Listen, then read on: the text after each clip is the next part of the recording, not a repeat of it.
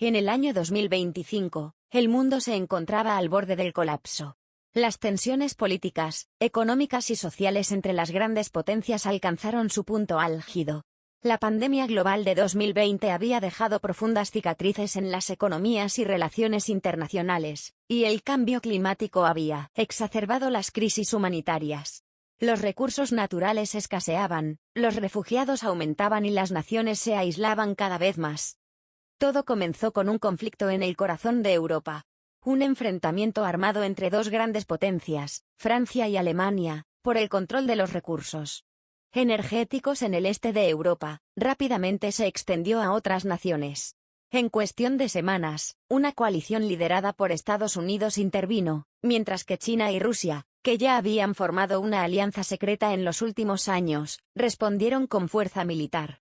Así, la guerra mundial se desató de manera imprevista.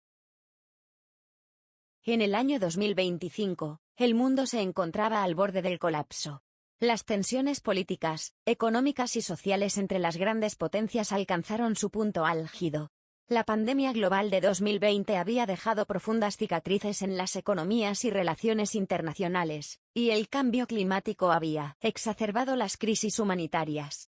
Los recursos naturales escaseaban, los refugiados aumentaban y las naciones se aislaban cada vez más. Todo comenzó con un conflicto en el corazón de Europa.